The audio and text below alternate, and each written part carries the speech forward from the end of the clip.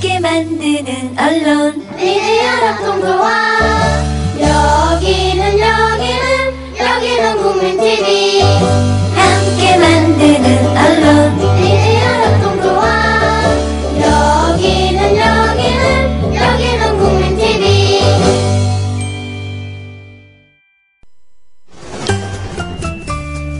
귀로만 듣던 국민TV의 팟캐스트를 이제 보이는 라디오로 시작합니다. 국민TV 광고를 모집합니다. 조합원과 비조합원 여러분, 자신이 속해 있는 기업과 사업체, 그리고 알리고 싶은 모든 것들 다 좋습니다. 광고를 원하시는 분은 신청해주세요. 홈페이지 kukmin.tv, 국민.tv 또는 지역번호 02-3144-0933번으로 연락주세요. 여러분의 많은 참여 바랍니다.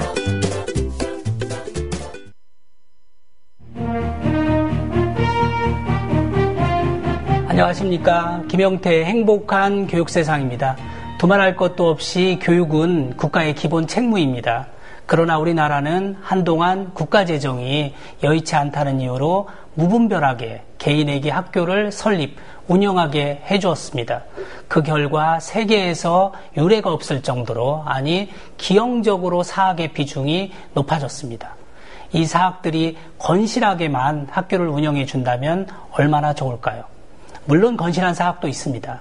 그러나 일부 사학들은 국가를 대신해서 학교를 운영한다라고 하는 그 교육의 공공성, 이것을 망각한 채 재단 이사장의 개인 사업장쯤으로 여겨서 장사 속으로 학교를 운영하고 온갖 불법 탈법을 저질러서 국민적 공분을 사고 있습니다.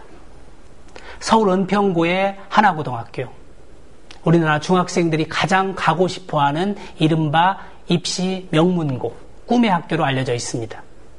그러나 보이는 게 다가 아니라는 말처럼 이 학교도 알고 보니 권력형 특혜, 입시부정, 학교폭력 은폐 등 비리와 부패로부터 자유롭지 못한 모양입니다. 그래서 집중 인터뷰 사랑방송님, 오늘은 교육자적인 양심으로 하나고 문제를 용기 있게 공익 제보한 정경원 선생님과 그리고 하나고 문제를 집요하게 추적하고 계신 서울시의회 김경자 의원님을 모셨습니다. 어서 오세요. 네, 안녕하세요. 네, 우리 정경원 선생님부터 본인 소개 짧게 해주시죠. 네, 저는 서울 하나고등학교에 근무하고 있는 전경원입니다. 2009년 9월에 하나고등학교에 임용이 돼서 현재 7년째 근무하고 있습니다. 네, 다음 우리 김경자 의원님. 안녕하세요. 저는 서울시의원입니다. 행정자치위원회에서 활동하고 있는데 그 장학금 문제에 대한 예산 심의를 하다가 이 관련 사안들을 보다 점점 꼬리가 길어졌는데 갈수록 많은 문제점이 있다고 느끼게 됐습니다. 네. 시청자들을 위해서 먼저 관련 영상을 잠깐 보도록 하겠습니다. 입시부정, 학교폭력 은폐, 불법 교사 채용의 책임을 물어 하나고 자사고 지장을 취소하라! 취소하라! 취소하라! 취소하라! 이 장학금을 삭감했더니 이메일이 왔습니다. 소송을 하겠다고. 그래서 계약서를 살펴보고 학교 설립 과정을 살펴보다 보니까 어쩜 이런 일이 있습니까? 사립학교법 10조에는 학교 법인의 설립 인가를 교육부 장관이 내도록 돼 있는데 이 학교는 교육감이 학교 법인 설립 인가를 냈습니다. 잦은 사퇴하라. 김경자 의원님, 그동안 특혜 의혹이 끊이지 않았던 하나고의 부끄러운 민낯이 지금 하나씩 드러나고 있습니다. 하나고의 설립과 승인 당시의 의혹에 대해서 우선 좀 알아보겠습니다. 하나고는 설립 당시부터 권력층의 은밀한 지원이 없이는 불가능한 온갖 혜택이 주어져서 특혜 시비에 휘말린 바 있습니다. 하나고 재단 이사장인 김승유 씨는 이명박 대통령과의 친분을 과시하면서 학교 설립과 인가 과정에서 온갖 특혜를 누렸다는 이런 의혹을 받아왔는데 이 부분에 대한 설명을 좀 해주시죠. 네, 여러분들 아마 이명박 대통령 청계재단이 어떻게 설립됐는지 아시는데, 이명박 대통령이 사제를 출연하게 해서 맡기겠다는 그런 재단을 설립했는데, 거기에 믿고 맡길 수 있는 청계재단 이사 중에 하나가 김승유 이사장님이셨습니다. 네, 당시 하나그룹 하나그룹. 그리고 이제 김승유 이사장님은 다들 아시다시피 이명박 대통령의 인수위원이셨습니다. 예. 그런데 2007년 12월 19일 날 대통령 선거가 끝나고 24일 날 전격 은평 자사고 우선 협상 대상자였던 주식회사 대교가 네. 우선 협상 지위를 반납하는데, 그로부터 3일 뒤에 중국에서 중앙일보 기자와 김승유 이사장이 인터뷰를 한 내용이 나옵니다. 예. 그동안은 내가 학교를 설립하고 싶었는데 학교를 설립할 여건이 안 됐지만 이제 여건이 돼서 내가 자사고를 설립하겠다는 취지의 인터뷰를 하고, 그게 12월 27일 날 대통령 선거가 끝나고 7일 뒤에 중앙일보에 보도된 바 있습니다. 네. 그리고 그 뒤에 바로 2월 달에 우선협상 대상자 재공모가 되고, 그런 다음에 4월 말일 날 우선협상 대상자로 하나금융 지주가 결정이 되고, 5월 1일 날 당시 이명박 대통령의 캠프에서 교육 관련 활동을 하셨던 남승희 네. 서울시 교육기획관이 예. 인터뷰한 기사가 또 중앙일보에 나는데, 하나고 설립에 대해서는 서울시가 공고를 내서 한 것이 아니라 하나금융의 김승유 이사장 쪽에서 이런 인터뷰 기사를 하셔서 보고 모셔서 학교 설립을 인가하게 됐다는 기사가 있습니다. 네. 우선 이런 정치적 배경이나 당시의 시간적 배경으로 볼 때 네. 충분한 협의를 하면서 권력형으로 논의가 이루어질 수밖에 없었다는 배경이 있고요. 예, 그러니까 의원님 잠깐만요. 근데 이제 아시다시피 네. 대교가 포기를 네. 했으면 네. 원래 다음 순서로 차순위를 예비 우선 협상자 대상자로 선정해야 하는데 그렇죠. 갑자기 그죠? 그 당시에 2006년에 공고가 나고 대교가 우선 협상자로 진행될 당시에 그 당시에 대교하고 봉암학원하고 또 건국대가 우선 협상 대상자 요청을 했었습니다. 네. 그런데 이제 기름 뉴타운을 나성 재단이 하고 여기 은평 뉴타운을 대교가 했었는데, 그런 상황이라면 대교가 반납을 한다면 논의의 절차는 당시에 우선 협상을 그렇죠. 요청했던 차순이자인 건국대하고의 논의를 했어야 되는데 그냥 처음부터 공고를 내고 재공고를 냈습니다. 네, 의원님 오늘 이제 한 언론 보도에 의하면 하나고등학교가 설립 당시 서울시 교육청에 제출한 인허가 서류에 치명적인 결함이 있다 보셨죠? 네. 예, 그래서 학교 법인을 설립할 당시에 제출하는데요.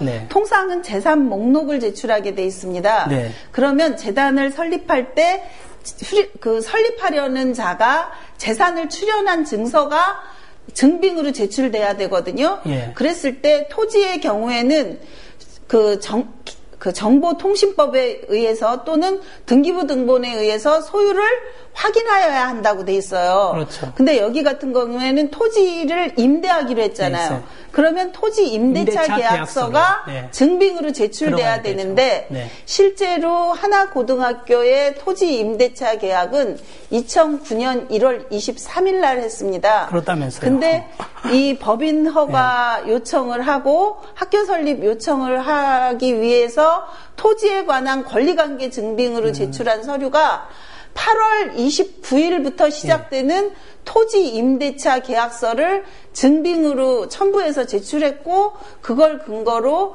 법인 설립 인가와 학교 설립 예비 인가를 해줬습니다. 4개월 정도 텀이 생기더라고요. 그죠? 그러니까 2008년 9월에 법인 인허가 서류 제출 당시에는 공식적으로 존재하지 않던 서류가 4개월 증빙으로, 뒤에 토지에 관한 권리관계 증빙으로 제출됐습니다. 그래서 이걸 그래서 전문가가 이게 만약에 사실이라면 이것은 아주 심각한 문제다. 그래서 재단 설립 무효는 물론이고 사문서 위조 또는 형사처벌까지 받을 수 있다. 이렇게 지금 그러니까 교육청이 계약서 입장을 아니라고 되고요. 하고 있죠. 예. 통상의 임대차 계약서나 이 매매 계약서라면 그 매매를 하는 사람과 매매를 받는 수익자 양측의 가불의 도장이 찍혀야 되는데 그 뒤에 계약서 뭐 갑은 오세훈 시장 당시 그리고 을은 하나금융지주 대표로 돼 있는데 그 거기 이름 옆에는 도장이 없고요. 간인만 그러니까요. 하나금융 간인이 찍힌 서류가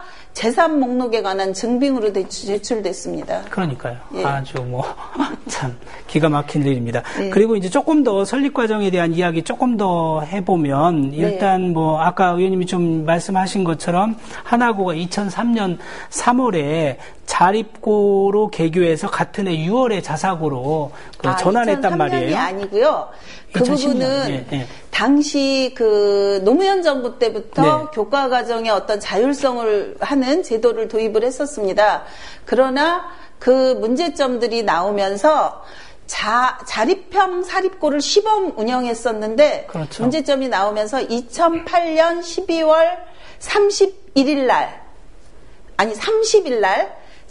날 자립형 사립고를 폐지한다는 입법 예고를 합니다. 그렇죠. 예. 그런데 자립형 사립고 지정을 서울시 교육청이 그 다음 날 해줍니다. 네. 이런 자립형 사립고 제도를 폐지한다는 입법 예고를 한 다음 날 지정을 해주고 아니 그러니까 자사고가 우리가 이제 자립형 사립고가 있고 자율형 사립고가 있는데 그죠? 왜 하나고가 자율형 사립고를 안 하고 자립형 사립고로 신청을 했겠냐? 그 꼼수가 있는데 어떤 이유냐? 그거는 자립형 이제 그 다음에 이제 경과를 짚어봐야 되는데요. 그 입법 예고 안에 자립형 사립고의 운영 유예 기간을 2010년 2월 말일까지로 둡니다. 그런데 하나고는 아까 설립 인가를 내줄 때부터 자립형 사립고 지정을 해줄 때부터 입법 예고한 다음 날 해줬잖아요. 근데 법에 유예된 운영 기간이 있었습니다. 기존에 운영되던 민사고라든지 이런 데들의 운영 기간의 유예 기간이 2010년 2월 28일까지였어요. 근데 하나고는 2010년 2월 28일까지. 근데 하나고는 2010년 3월 1일 날 개교를 합니다. 그러니까 이미 우리 법 제도 안에서는 자립형 사립고 제도가 유예기간까지 다 끝난 다음에 개교를 했요 그러니까 그걸 모를 리가 없는 하나고가 이제 사실은 제가 볼 때 그러니까 교육청과 자립형 자사고를 하면 전국 단위로 학생을 뽑고 싶고, 맞습니다. 전국 단위로 학생을 뽑고 싶고, 법이 그죠? 다 폐기된 상황에서 유예기간까지 끝난 다음에 개교하면서 자립형 사립고를 주장한 이유는 제가 보기에는 거기서 받게 되는 특혜 때문이라고 보거든요. 그 특혜는 뭐냐면 일반 자사고는 광역 단위 모집을 해야 됩니다. 하지만 자립형 사립고는 전국 단위 모집이 가능해요. 그러다 보니까 지금 전국의 상산고하고 민족사관고와 더불어서 이제 3대 명문 입시고로 되는 거죠. 그랬으면은 그대로 갈 것이지 바로 자율학교로. 또한 입시 전형의 방법에서요. 현재 자율형 사립고는 뭐 한 150%를 추첨으로 전형한 다음에 그 나머지 학생을 면접 등의 학교 방법으로 전형을 하는데 기존의 자립형 학교에서 전환한 학교들은 학교의 선발권이 유지됩니다. 그러다 보니까 그야말로 서울 시내에 올 수 있는 아이들 중에 전교 1등 중에 전교 1등을 골라 뽑을 수 있는 자율권을 갖게 되는 거죠. 그러니까요. 그 하나고가 몇 가지 기록을 참 많이 세우고 있어요. 그러니까 금방 말씀드린 것처럼 그 학교 설립하는 데는 3일 걸렸고요. 그렇죠? 3일 만에 개교 허가가 됐고 그다음에 자사고로 전환하는 건 그 하루 만에 몇 시간 만에 하루 거의 사실상 하루 중에 만에 몇 시간 만에 자립형 사립고에서 자율형 사립고로 전환이 되는데 그날이 어떤 날이냐 하면 그 2010년 지방선거가 끝나고 7월 1일부터 광노영 교육감의 임기가 시작되는데 그 전날 하루 동안 낮에 불과 몇 시간 동안에 자립형 사립고에서 자율형 사립고로 전환하는데 그 전환하는 진짜 이유는 뭘까요? 그거는 이제 지금 이전에 지금 이렇게 걸쳐서 법적 구비 요건이 미비했던 문제들이 네. 광노현 교육감 체제가 되면서 그 혹시라도 특혜가 탄론할까 봐. 원칙으로 네. 환원될까봐. 네. 그래서 새롭게 적용되는 자율형 자립고의 그런 학생 전형 방법이라든지 전국 단위 모집 뭐 이런 것들이 달리 될까봐 서둘러서 한 건 아닐까. 네. 거기서 갖게 되는 이익은 그거기 때문에 그랬을 거라고 유추됩니다. 그러니까요. 처음 네. 이렇게 탄생부터 사실 네. 하나고가 많은 그 이목을 집중시켰는데 우리 정경원 선생님 그러니까 하나고가 사실은 저도 이제 교사 시절에 항상 부르짖기를 그 학생들이 가고 싶은 학교, 학부모님들이 보내고 싶어하는 학교, 선생님들이 근무하고 싶어하는 학교 그런 학교를 만들기 위해서 나름대로 애썼는데 지금 사실 하나고도 언뜻 보기에는 뭐 학생들이 가고 싶어요. 그리고 학부모님들도 거기 못 보내서 정말 어떻게 하면 우리 애를 보낼 수 있을까. 그리고 선생님들도 근무하고 싶어 하는데 그러나 그렇게 겉에서 보는 것만큼 안에 내부적인 소통이나 민주적인 분위기는 아니라고요. 네, 그렇습니다. 사실은 이제 제가 2009년 9월 1일자로 하나고등학교에 발령을 받았습니다. 그래서 지금 횟수로 보면 이제 7년째 근무를 하고 있는 거죠. 지난 시간들을 이렇게 생각해 보면 사실은 이제 개교 초기부터 저희 학교가 굉장히 많은 어떤 변화에 노력을 했던 건 사실입니다. 그래서 뭐 교육과정을 일반과 좀 달리해서 이렇게 주입식 위주의 문제집 풀이라든지 이런 걸 지향하고 학생들이 정말 행복하게 생활할 수 있는 어떤 토대를 마련하고 또 방과 후에는 1인 2기 활동을 통해서 스포츠 활동도 하고 예술 활동도 하면서 학생들이 이제 꿈과 자신의 희망을 잘 실천할 수 있는 학교를 이제 토대를 초기에 만들어놨습니다. 개교 준비원 교사들이. 그런데 이제 시간이 흐르면서 사실은 이제 많은 어떤 내부의 이제 문제점들이 노출되기 시작했어요. 그래서 외부에서 볼 때는 뭐 주요 대학, 인류 대학을 많이 가는 학교고 학생들이 행복해야 한다 이렇게 또 알려져 있지만 또 그렇지 않은 부분도 있었기 때문에 저희 교사들은 사실은 그런 걸 이제 개선하기 위해서 많은 내부에서 노력들이 있었습니다. 저도 이제 그 가운데 있었고요. 그래서 사실은 일반 평교사 입장에서는 내부의 문제들을 해결하기 위해서는 가장 이렇게 일선에서 살을 부딪히면서 이제 의사소통할 수 있는 분이 교감 선생님입니다. 그래서 이제 평교사들 입장에서는 교감 선생님과 약 한 4년 정도를 질의한 이야기들을 하면서 개선해야 될 것들 요구를 하고 다양한 요구들을 했는데 사실은 그런 것들이 대부분 받아들여지지 않고 어떤 기업식 마인드가 이제 강요되기 시작을 했던 거죠. 내부에서는. 그러다 보니까 이제 교사들 입장에서는 이게 교감 선생님과 대화를 해서는 이루어질 수 있는 문제가 아니구나라는 판단을 했고. 교감 선생님이 힘이 없었나요? 아니면 중간 역할을 잘 못하신 건가요? 그렇죠. 아무래도 뭐 이제 윗분들 관리자분들의 이렇게 특성상. 영향을 받다 보니까 교감 선생님도 많이 괴로우셨을 것 같아요. 근데 어쨌든 그런 이유 때문에 저희 교사들은 이제 바뀌신 새로 오신 교장 선생님과 또 이제 많은 이야기를 나누려고 했지만 그것도 원활하지 않았습니다. 그래서 이제 5년 정도 시간을 소모하면서 저희들이 이제 느낀 것들은 도대체 이러면 이런 학교 내부의 문제들을 어떻게 해소할까 하다가 이제 이사장님과 이제 이야기를 나누게 됐는데 거기서도 역시 원하는 결과는 저희가 얻지 못했고 개선에 대한 이야기를 듣지 못했습니다. 그래서 사실은 이제 학교와 이제 이렇게 대립을 하게 되는 과정에서 사실은 이제 첫 출발점은 2013년 5월로 제가 기억을 합니다.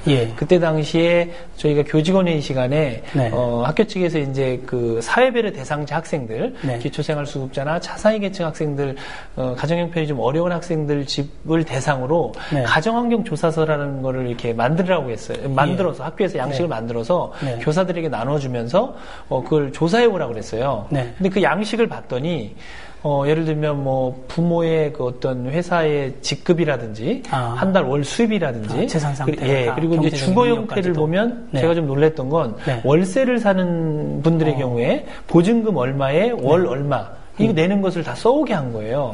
그리고 또 이제 예를 들면 집 안에 만약에 자가용이 있다면 차종은 뭐고 연식은 뭐 몇 년씩인지 이런 것까지 이제 쓰라고 했을 때 부모님이 직업도 쓰게 돼 있나요? 쓰게 돼 있었습니다. 그러면 그걸 통해서 부모님의 경제력이나 사회적인 지위를 다 알 수 있었네요. 그러니까 뭔가를 이제 아마 위에서 알고자 했는데 이제, 선생님들 입장에서는 사실은 그 학부모하고 그런 전화 통화하기가 쉽지 않고 실제 어떤 선생님께서는 그렇게 전화 통화를 해서 집안의 그 어떤 형태를 막 물어보고 재산 상태를 물어보다가 이제 부모님께서 어머니께서 우셨다 이런 얘기까지 나왔었거든요. 네네. 그런데도 불구하고 그걸 강제로 막 이렇게 하게 하는 것들은 좀 문제가 있었죠. 그래서 그런 문제들이 계속 쌓이면서 이제 내부에서 선생님들이 소통도 안 되고 그래서 여기까지 오게 된 겁니다.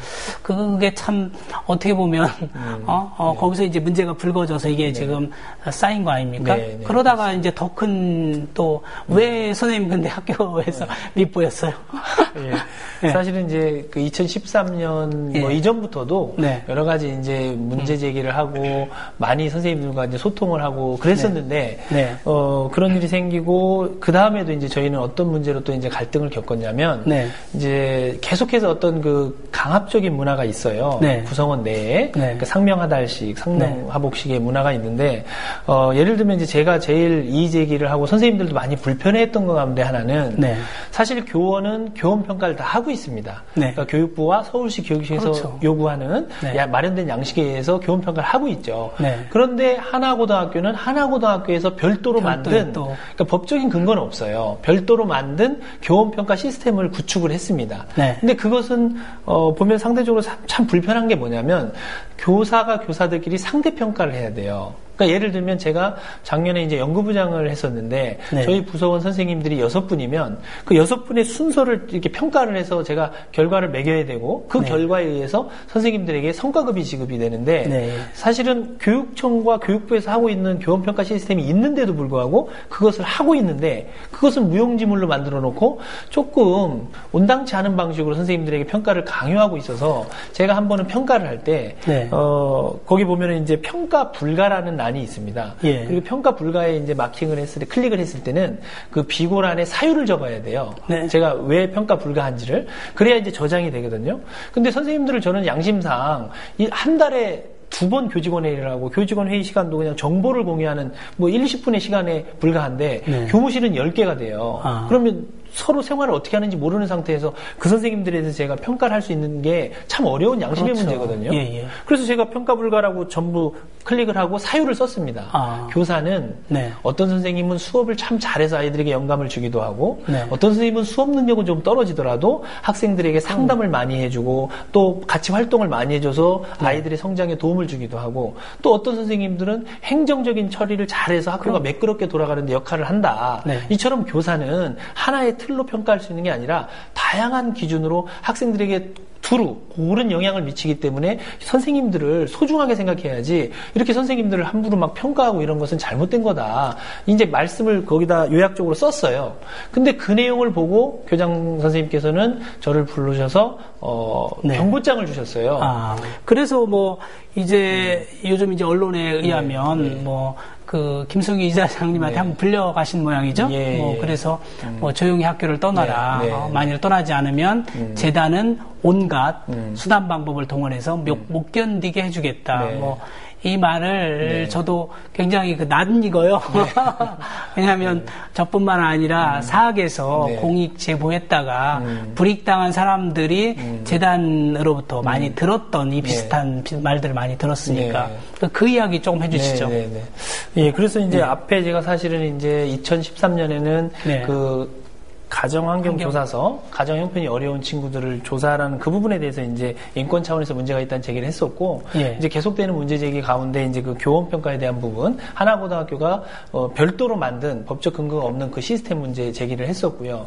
또 이제 하나는 사실은 제가 이제 겸직 동의를 받고 이제 외부의 그 국립인천대학교에 출강을 하고 있었는데 그 동의받는 과정에서 공문이 늦게 온 문제를 이제 문제로 삼더라고요. 그래서 그 부분도 이제 대화를 해서 해결을 했는데 그 이유도 경고장에 들어가 있었고 또 하나는 이제 그 이사장님께서 뭐 교장 선생님을 이제 내년에 이제 퇴임하시면 현재 교감 선생님을 교장 선생님으로 이렇게 세우겠다라는 이야기를 부장회의나 이제 공개석상에서 이제 이게 그 다 전파가 된 거죠. 그랬더니 이제 선생님들 가운데 상당수는 지금 현재 교감 선생님을 우리가 교장 선생님으로 모시기 어렵다라는 의사들을 표출을 했었고요. 저도 이제 그런 얘기를 했었습니다. 그래서 교감 선생님 만나서 그런 이야기를 나누는 과정에서 교사들의 진심 어린 존경을 받지 않으면서 어떤 재단의 그 지지에 의해서 교장 선생님이 되시면 교장 선생님을 마음으로부터 교사들은 존경할 수 없다. 네. 이런 이야기를 드린 것이 또 이제 그 상관에 대한 뭐 잘못된 언행 이런 식으로 해서 그러니까 3가지 사유로 저에게 경고장을 발부를 했어요. 아니 그러니까요. 예, 그래서 그래서 아니, 이제 그 부분 그 정도는 지금 뭐 개인적인 어떤 사적인 이익을 위해서가 아니라 정말 학교의 변화와 발전을 위해서 할 말을 한 거잖아요. 근데 그럼에도 불구하고 불이익을 그런 저한테 이제 경고장을 주셨고, 그래서 저는 이것이 되게 부당하다고 생각했습니다. 그래서 그 동안에 이제 쌓아온 어떤 여러 가지 갈등과 이제 고통들이 있었는데 그것을 보는 순간 저는 사실은 이제는 이렇게 처음부터 생각해 보면 교감 선생님하고 저희가 4년에 걸쳐서 지속적으로 대화를 하고 토론을 하고 요청을 해도 받아들여지지 않았고 또 신임 교장 선생님이 오셔서 1년 가까이 이야기를 했는데도 뭐 마지막 한 학기는 교장 선생님께서 전혀 대화를 뭐 거부하시고 뭐 이렇게 부르시지도 않았어요. 스스로도 그렇게 말씀을 하셨고 언급을 하셨고 그런 과정에서 이제 저희가 그러면 기대고 의지할 사람은 사실 이사장님밖에 없었습니다. 그래서 이제 이사장님께 여러 번 말씀을 드려서 다 같이 만나는 자리도 있었고 독대하는 자리도 2번인가 있었습니다. 근데 이제 마지막 독대하는 자리에서 제가 이제 말씀을 나누는 과정에서 이사장님께서는 학교가 지금 이렇게 운영되는 것을 입시 성적만 아마 판단하시는 것 같고 입시 결과만 보면서 우리 학교 이상적으로 잘 돌아가고 있다 이렇게 판단을 하시더라고요. 그래서 저희가 내부에 이제 문제점들을 이사장님께서 인식을 못 하시는 줄 알았는데 사실은 인식을 하고 계셨는데 인정을 안 하신 거였더라고요. 아니, 그분들이 이제 겉에 진학률만 최고면 뭐 진짜 좋은 학교다. 내부에서 어떤 그 아픔이 있든 이런 거 이제 사실 못 보는 거죠. 그래서 제가 사실은 이제 너무 현실 인식이 다르고 간격이 컸어요. 그래서 구체적인 사례를 통해서 말씀드렸습니다. 제가 가르쳤던 제자 학생이 실제 생활관에서 사감 선생님과의 마찰이 있었을 때 그 아이의 징계위원회가 열렸습니다. 그래서 제가 담임교사로서 이제 참석을 했는데 그 아이가 고3이었기 때문에 수시를 앞두고 있었기 때문에 그 당시가 2012년이었습니다. 9월이었고요. 9월 곧 수시 바로 시작될 즈음이었는데 징계위원회 회부가 돼서 제가 사실은 이게 경미한산이라고 생각했고 간곡하게 부탁을 드렸는데도 학교 측에서는 그 학생에게 이제 사회봉사라는 징계를 내렸어요. 근데 저는 이제 그런 어떤 여러 학생들에 대한 평가 기준에 대한 징계 기준에 대한 감각을 갖고 있었는데 실제 뭐 이렇게 고위공직자의 아들이 학교 폭력을 심하게 했을 때 학폭위 자체를 열지 않고 그 아이를 조용히 그냥 강남의 모 고등학교로 전학을 보낸 사례가 있었거든요. 그런 사례들을 제가 이사장님께 말씀을 드렸어요. 이런 여러 사례를. 그러면서 이사장님께서 생각하신 것과 달리 학교가 지금 이렇게 운영되고 있다. 그러니까 이사장님께서 그 얘기를 다 들으시면서 이제 저한테 하신 말씀이 그러면 하나고등학교는 명성도 좀 있고 하니까 조용히 다른 학교로 가라. 그래서 제가 아닙니다. 저는 정년이 2033년이고 그래서 저는 정년 때까지 하나고등학교가 정의로워지는 모습을 꼭 보고 싶습니다. 그랬더니 그때 이사장님 표정이 확 바뀌면서 지금 투쟁하시겠다는 건가요? 그러시더라고요. 그러시면서 그러면 재단은 수단과 방법을 가리지 않고 못 견디게 해드리죠. 라고 말씀을 하셨어요. 그래서 제가 그때 당시에 너무 상처를 받고 충격을 받아서 막 괴로워하고 있었던 겁니다. 입학 그 비리 조작 문제 제기하셨잖아요. 그래서 그 문제 조금 먼저 이야기 좀 해보죠. 그러니까 이제 그 신입생 그 입학 면접 점수를 조작을 해서 뭐 여학생은 떨어뜨리고 남학생을 뭐 그 붙게 했다 그러는데 그 부분에 대한 설명을 좀 해주시죠. 그래서 이제 입학에서는 그 전형 위원들이 서류와 면접 평가를 통해서 최종 합격자를 발표합니다. 그래서 그 과정에서 이제 서류 심사가 끝나면 이 서류 점수가 합산이 되고요, 계산이 되고 또 이제 면접이 끝나면 면접 점수가 나오겠죠. 그러면 이제 서류와 면접 점수를 합치면 최종 이제 합산 점수가 나오는데 이 합산 점수를 입학 그 전형위원회 마지막 단계에서는 엑셀 자료로 이렇게 만듭니다. 그래서 엑셀 파일을 띄워놓고 전형별로 일반 전형 120명 합격자, 그 다음에 임직원 자녀 전형 40명 합격자, 그리고 사회배려 대상자 40명 합격자에서 총 200명을 이제 선발하는데 이 세 트랙에서 합격선 근처 이제 합격선이 쫙 그어지면 그 합격선 근처에 있는 여학생들의 경우, 합격선 안에 있는 여학생이죠. 근데 그 여학생들의 경우에 경우에는 합격선 아래에 있는 남학생들을 점수를 보정 점수를 주면서 합격선 안으로 이렇게 올리니까 네. 그 밑에 있는 여학생들은 120등 아래로 떨어지게 되겠죠. 그래서 이제 성적 조작이 이루어진 거고 그렇게 이제 학생들을 선발했습니다. 세 트랙에서 다 공이 그런 과정을 거쳤습니다. 그러니까 가장 어떻게 보면 공정해야 될 그 입학 시험에서 저 어처구니 어떻게 보면 여성 차별이에요. 이 부분 우리 김경자 의원님 어떻게 보셨어요?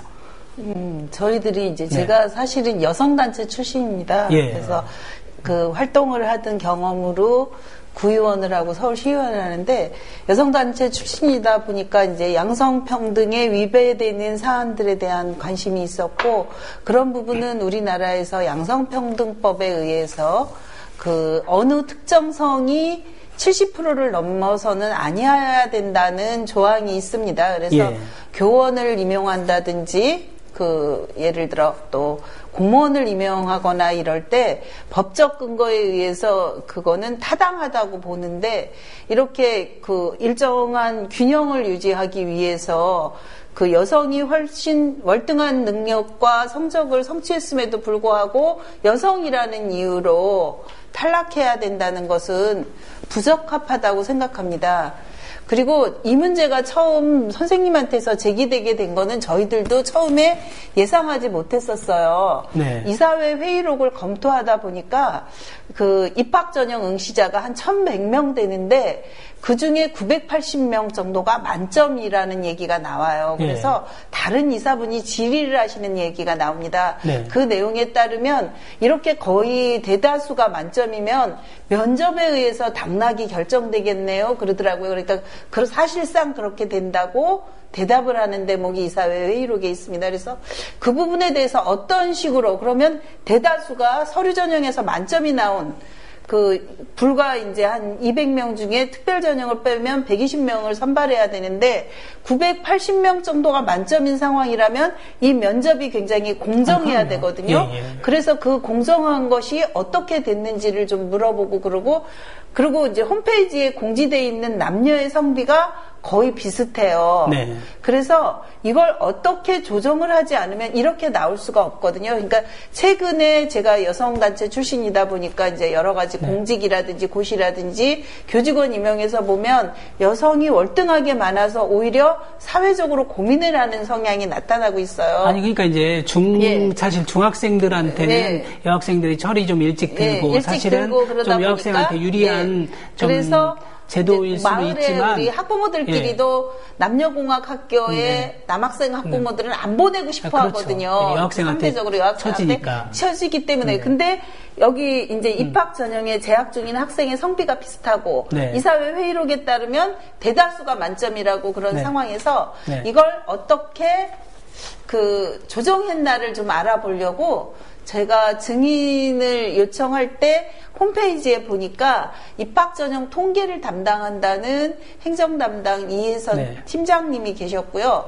그 이제 학교 개교에서부터 뭐 입시 전형 이런 거에 대한 거를 담당하셨던 선생님이 계셨어요. 그래서 정경원 선생님과 또 다른 그 입시 통계를 담당하는 분을 증인으로 채택을 했는데 입시 통계를 담당했던 이모 선생님의 말씀으로는 자기는 전형위원들이 주는 자료만 입력하는 작업만 한다는 거예요. 그래서 전체 그거를 조정해야 되는데 전체 조정을 하는 과정에서 그럼 어떤 식의 조정이 됩니까? 그랬더니 모르고 자기들은 전형 선생님들이 주시는 내용만 입력을 한대요. 그래서 선생님을 다시 증인으로 불러서 그 조정을 어떻게 합니까? 하고 여쭙는 과정에서 저희도 이렇게 예상치 못했던 전형의 방법에 관한 이야기를 들어서 저도 참 이런 식의 그 성적 조정으로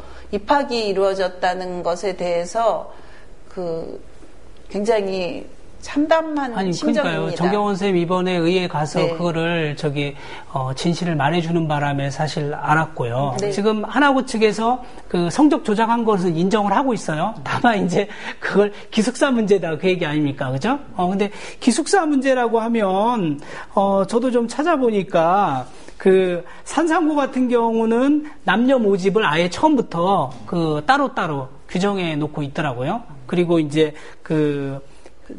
현대 청운고 같은 경우는 어느 한 성이 60%를 넘을 수 없다. 이렇게 규정이 돼 있어요. 입시 요강에. 근데 하나고는 아무런 입시 요강 없이 자기들 임의대로 성적 좋은 여학생은 떨어뜨리고, 지금 액면 그대로 하면 뭐 또 거기에 걸린 아이들의 남학생을 올렸다는 건데, 과연 아까 제가 국제적 문제를 봤을 때 거기에 과연 올라간 남학생들은 아무런 특혜가 없었을까 의심이 사실 갈 수밖에 없는 그런 부분이 있죠. 근데 학교 측은 뭐 아무런 언론 보도에 의하면 김승유 이사장은 학교 측의 입장을 이해하며 양심의 가책을 느끼지 않는다. 이렇게 말한 걸로 봐서 별로 잘못했다는 느낌이 지금 없는 것 같아요. 그죠? 근데 더욱이 이 학교의 경우에는 2013년에 이제 영흥고의 입시 부정이 터지면서 교육부의 지시에 의해서 서울시 교육청이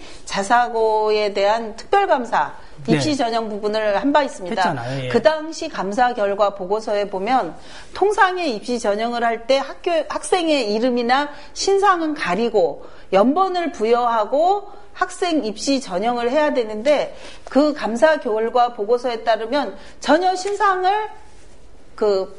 감추지 않고 예. 다 공개된 상태에서 교사들이 낮에는 수업을 하고 밤에 그거를 전형해서 경고 조치했습니다. 근데 입시 전형 더군다나 아까도 말씀드렸다시피 서류 전형이 모두 거의 대부분이 만점인 상황에서 면접에 의해서 당락이 결정되는데 그 면접 전형의 과정에 학생의 신상이 공개된 상황에서 평가를 하도록 했다는 것 자체도 어떤 부적절한 상황을 만들 수 있는 여건이 이미 충분히 있었다고 사료됩니다. 아니, 그러니까 그때 사실을 감사를 해서, 그러니까 이제 영국제적 문제가 되니까 전국적인 자사고를 다 그렇게 한번 감사를 하지 않았습니까? 네. 그런데 감사해서 좀 제대로 감사했으면 그게 일찍 불거졌을 텐데 사실 어떻게 보면 솜방망이 그저 부실 감사를 하고 경고 처분 정도만 저도 했단 말이죠. 그날 증인 청문을 하는 과정에서 황당했던 게 2013년 감사를 하는 과정에서 서울시 교육청이 인지했는데 양해하고 넘어갔다는 얘기가 있어요. 근데 그래서 다시 한번 감사 결과 보고서를 검토해 봤는데 일체 그 내용이 없습니다.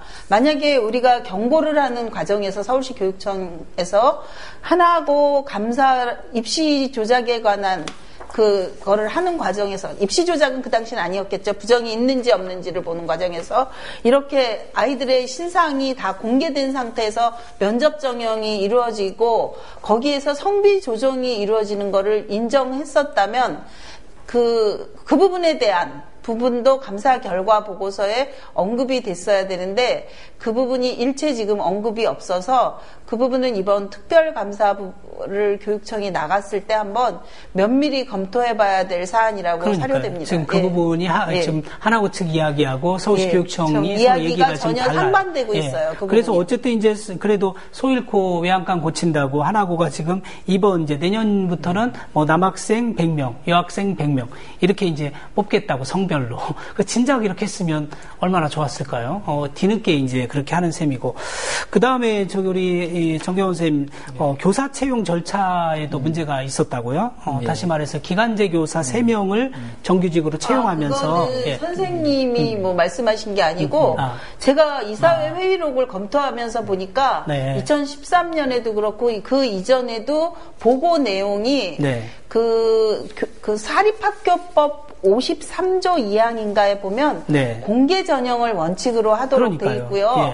그 채용 계획을 이사회에 보고해야 되고 이제 어떻게 뽑겠다 그리고 하겠다고 해야 되고 그걸 공개 채용으로 한 다음에 결과를 보고해야 되는데 이사회 회의록에 보면 기간제 교사를 몇 명 전환한다 이런 내용이 있고 뽑기 전에 이사회에 보고한 내용도 없는 거예요. 그래서 그 부분에 대한 인사위원회라든지 공고 내용을 갖고 와봐라 그랬더니 전체 개교 이후에 그 그러니까 교사 채용을 한 과정의 공고 내용이나 인사위원회 회의록, 이사회 회의록을 검토할 때 최근에 이제 우선 제가 마지막에 한 게 2014년 교사 채용과 2015년 교사 채용에서 한 3명 정도씩을 공개하지 않고 기간제 교사를 이사장이 공개 채용 절차를 하기 전에 개별 면담에 의해서 교사로 임용한 사례가 있었어요. 그러니까 원래 공고를 해야 되는데 공고도 안 하고 공개 채용의 그러니까, 원칙을 지키지 않은 거죠. 이사장이 비공개로 면접해서 뽑았다는 거는 이제 일부 이렇게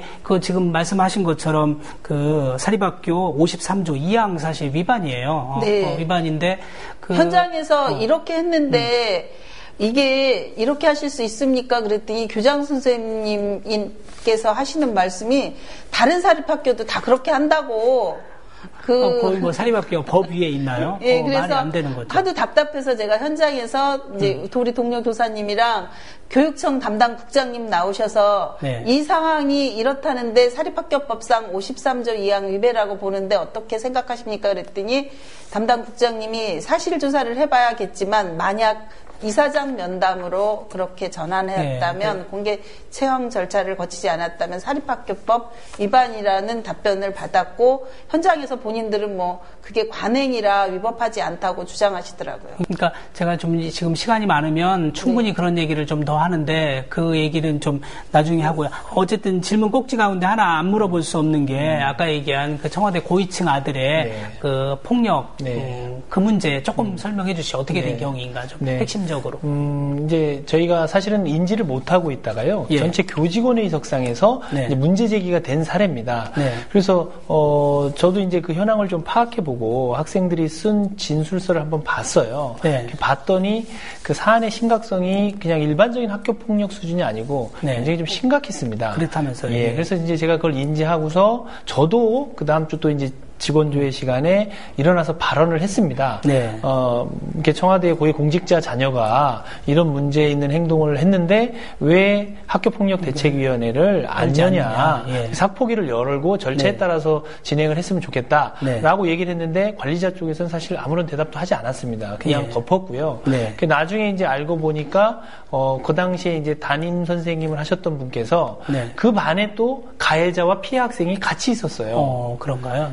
그래서 이제 격리도 잘 안 됐던 것 같고, 그래서 어쨌든 가해 학생을 조용히 이제 전학을 보낸 거죠. 근데 학교 측에서는 그 절차를 두고서, 그렇게 전학 가는 게 가장 강한 징계다. 이런 터무니없는 소리를 지금 하고 있어요. 그래서 학폭위를 열고, 징계를 하더라도 용서를 하더라도 그 절차 내에서 이루어져 있어야 되는데, 그 부분이 다 사실은 이제 생략이 되고, 조용히 전학을 가게 된 그런 사례입니다. 그러니까 무슨 고관대작의 아들들이 다니기 제일 좋은 학교다 이런 지금 일부 언론이 그렇게 비아냥까지 사실 됐는데 만약에 학교폭력 가해자 학생이 만약에 어려운 학생이었으면 과연 그렇게 해줬을까? 그러니까 참 우리 사회가 아직도 이 일부 사립학교들이 지금 청와대 고위 공직자 자녀가 문제를 일으켰을 땐 이렇게 조용히 덮고 지난번 2년 전에도 삼성 이재용 부회장 아들 건이니까 그냥 쉬쉬하고 덮으려고 하고 교육청이 감사하고도요. 감사 결과 보고서를 안 내놨어요. 그 정도로. 그러니까 알아서 기는 건지 아니면 그들한테 어떤 회유나 압박이 있는지는 잘 몰라도 참 아직도 어떤 그러니까 이러니까 이제 특권학교, 기종학교라는 말을 듣는 거고요. 그 다음에 이제 지금 선생님 말씀에 의하면 지금 하나고가 여러 가지 지금 문제가 있지만 또 하나 지금 사실 대한민국 국민이라면 누구에게나 다 적용되는 하루에 8시간 근무가 기본이지 않습니까? 근데 하나고에서는 1시간 더 근무시키는 모양이죠? 그렇습니다. 이제 그 부분도 사실은 개교 초부터 2010년부터 교사들이 꾸준히 문제 제기를 했던 부분인데요. 대한민국 국민이라면 누구나 8시간을 근무해야 되는데 하나고는 교사들이 9시간 근무를 원칙으로 하고 있고 또 더 좀 당황스럽고 황당한 것은 1시간 초과 근무에 대해서 수당을 지급을 하는 게 법입니다. 근데 그것조차도 못하게 하고 있기 때문에 이 교권을 억압하는 정도가 엄청 지금 심각한 사태인 거죠. 근데 선생님들이 너무 착하시기 때문에 그 부분에 대한 문제 제기를 사실 안 하시는 경우도 있고 또 이제 여러 명은 또 한 경우도 있었습니다. 그런데 그런 문제 제기에 대해서 관리자나 재단에서는 일절 아무런 반응을 보이지 않고 심지어 이사회에서 교원 그 근무에 관한 교원 인사 규정을 만들었는데 그 규정 안에 9시간을 못 박았습니다. 그 하나교가 사실 학비가 엄청 비싸요. 뭐 대한민국에서 아마 가장 비싼 것 같은데 그래서 왜 이렇게 비싸냐 그랬더니 이제 하나교 측이 뭐라고 했냐면 품질의 문제다. 예? 그러면서 그 교육의 질을 높인다는 차원에서 하나고의 학비가 높은 이유다. 그리고 안정된 시설 갖추고 있고 능력 있는 교사를 영입했다. 뭐 이런저런 많은 예를 들어서 역시 최고의 학교답게 그러나 보다 했는데 지금 선생님 말씀 들으면 세상에 어떻게 보면 가난한 학교도 지켜지는 하루에 8시간 근무 그리고 8시간 이후를 연장했겠으면 당연히 시간의 수당을 줘야 함에도 불구하고 세상에 그걸 안 줬다는 게 도대체 하나고가 명예를 생각한다고 하면 이해가 안 되고요. 또 하나 그다음에 그 학생과 학부모 그리고 학생들의 인권을 유린하는 행태가 더러 좀 있었다고요. 네. 예. 그러니까 그 부분은 이제 앞서도 잠시 말씀드렸다시피 사회배려 대상자 학생들, 가난한 학생들 가정환경 조사를 하면서 인권 침해적 요소가 많았었고요. 심지어 이제 교사들도 이제 좀 곤란을 겪고 있는 것은 학교 홈페이지에 보면은 그 교사 소개란이 있는데 대부분의 학교에는 성함과 뭐 연락처, 전화번호 정도가 소개되어 있습니다. 근데 저희 학교에 보면은 사진, 얼굴과 출신 대학을 다 표기하도록 돼 있어요. 그래서 이런 것들은 선생님들이 처음에 받아들이기가 참 어려웠죠. 그래서 아니 어떻게 출신 대학까지 다 공개를 하고 이거 학벌 문화를 조성하는 것도 아닌데 그 사진까지 본인이 원하지 않는 정보까지 다 게재를 하고 게시를 하도록 사실은 이사장님께서 지시를 하신 거거든요. 그러니까 그게 마치도 그 학교와 학원을 착각한 것 같아요. 입시학원에서 마치 그랬는지 모르겠습니다. 그래서 그런 문제도 있었고 그러니까 모든 전반적인 학교 문화 자체가 교원 뭐 학생, 뭐 학부모 할 것 없이 인권에 대해서는 굉장히 좀 이 의식이 그러니까 좀 미미한 거죠. 교육의 어떤 교육 주체의 어떤 마음을 그 존중해주는 이런 그 마음이 없었던 것 같고요. 그러니까 학교를 설립한다 그러면 그 설립자가 정말 어떤 교육 철학을 가졌는가를 봐야 되는데 그저 어떻게 보면 돈이 많다고 해서 학교를 이렇게 무분별하고 설립하게 해줬을 때 문제잖아요. 그래서 선생님이 지금 기업의 총수가 교육에 손을 대면서 이제 교육적 가치가 좀 훼손되고 있는 거 아닙니까? 이 부분에 대해서 좀 이야기해 주신다면요. 예, 그렇습니다. 사실은 제가 이제 그 경향신문에 그 오피니언란에 기고했던 글도 그런 내용을 썼었는데요. 그러니까 김승유 전 이사장님께서 하나금융 회장으로 재직하실 때 하나고등학교는 사회공헌, 사회기여활동으로 개교를 하겠다고 한 학교였습니다. 그러면은 이제 그분이 퇴임을 하셨기 때문에 사실은 이 하나고등학교의 설립 주체가 하나금융그룹이기 때문에 하나금융그룹의 회장님이시거나 아니면 어떤 사회공헌에 관련된 부서의 대표께서 이사장직을 수행하는 게 맞는데요. 지금 현재는 어떻게 보면은 퇴임하신 분께서 이사장직을 지금 7년째 수행하시고 계시고 임기가 내년 8월까지인데 이것을 보면은 정관을 들여다보면 계속해서 중임을 가능하도록 해놨습니다. 그래서 이제 이런 부분을 보면 기업의 사회공헌이라는 차원에서 세운 학교가 기업이 공헌하는 게 아니라 한 개인이 사유화되는 모습을 보이고 있거든요. 그래서 이런 부분들은 좀 심각하게 그 정관이 그 교육청이 권장하는 표준 정관과 얼마나 다른가 이 부분도 한번 살펴봐야 되겠고 그래서 이제 선생님이 사실 학교 변화를 위해서 최고의 학교를 위해서 이런저런 이야기를 했는데 그거를 오히려 고깝게 듣고 선생님을 오히려 징계에 지금 사실상 회부하고 지금 징계 절차를 받고 있는 중인데 예정에 의하면 지금 징계위원회 회부됐어야 되는데 아직 하지는 않고 있나 봐요. 그리고 선생님한테 아무런 지금 통보도 없다고요. 그러니까 원래는 8월 21일 금요일입니다. 11시, 오전 11시에 징계위원회가 열릴 예정이었고 이사회가 소집되었었는데 그 당시에 이제 부장회의록에 보면 안건이 직위해제건으로 이제 직위해제 검토건으로 이제 안건이 상정됐었습니다. 그런데 이제 아까 김경자 의원님께서 말씀하셨듯이 제가 청문회 증인으로 채택이 되면서 학교 측에서는 아마 이제 뭐 제가 증인으로 나갈 거니까 징계를 미리 하면 뭐 이 교사가 나가서 모든 걸 또 다 얘기할 수도 있겠다 이런 뭐 걱정이 있었는지 징계를 유보한 상태입니다.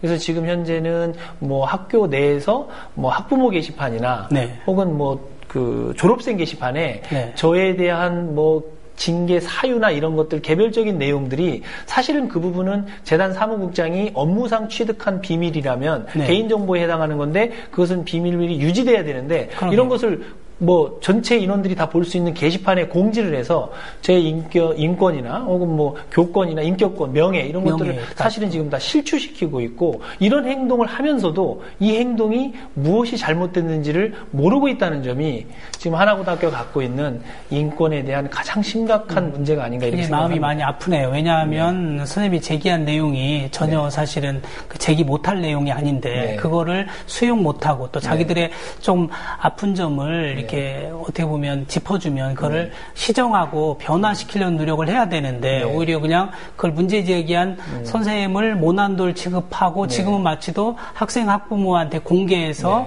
어떤 망신주기나 아니면 뭐 마치도 학생이나 학부모가 나서서 선생님에 대해서 뭐 안 좋은 영향이라도 미치게 하려는 그런 어떤 의도로 보이는데 이러려고 사실 하나고를 설립한 건 아니잖아요. 사실 그렇죠. 오늘 긴 시간이면 더 많은 얘기를 나누려고 했는데 지금 김경자 의원님 사실 하나고가 하나고를 하나금융에서 만들 때는 사실 뭐 사회환원 차원에서 몇 가지 또 약속한 게 있었잖아요. 그런데 지금 그 중에 하나가 이제 독소 조항이 우리가 보니까 그 하나그룹 임직원 자녀 20%인가요? 20%를 지금 그 특별전형 형식으로 사실은 들어오고 있는데 그것도 만약에 학교 그러니까요. 조항 중에 기업이 설립할 수 있는 경우가 있습니다. 그거는 그 기업이 직원의 복리후생으로 설립을 하고 그 전액 또는 뭐 일부 출연을 해서 설립할 수 있는데 그런 경우에 뭐 지방 재정에 의존하지 아니어야 되고 뭐 고교 평준화 지역이 아니어야 돼요.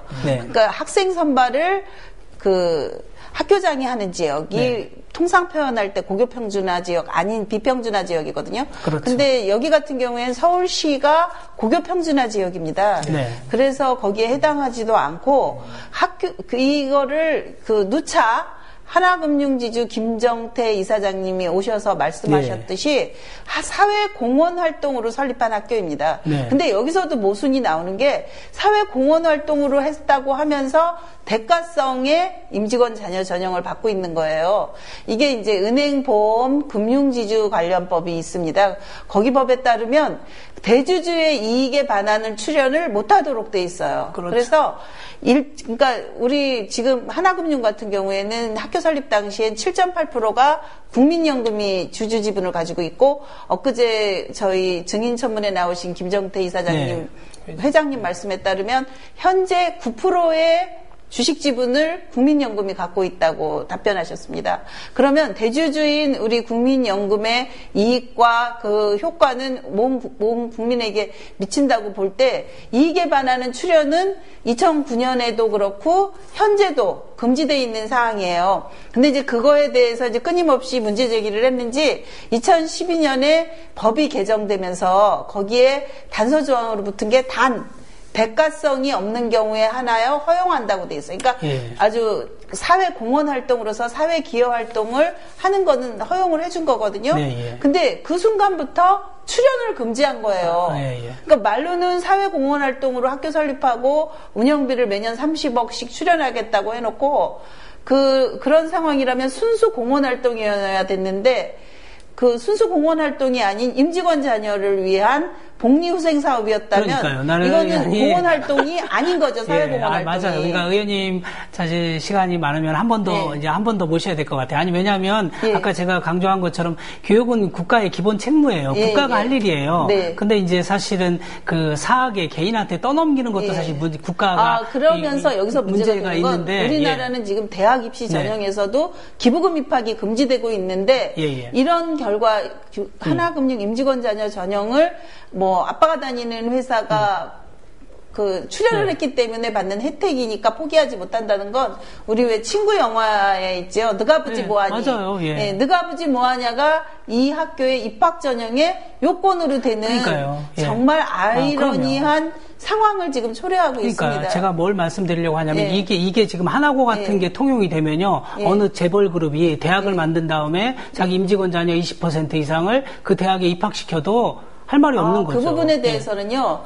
그 이건희 회장이 네네. 중동고등학교 출신이랍니다. 그래서 그렇죠. 한 12년간 2012년까지 네. 2001년부터 2012년까지 중동고등학교에 계속 학교에 출연을 하면서 자사고를 삼성 자사고를 만들려고 그랬는데 서울시가 평준화 지역이라서 이루지 못했어요. 예. 그래서 2012년에 손을 뗐거든요.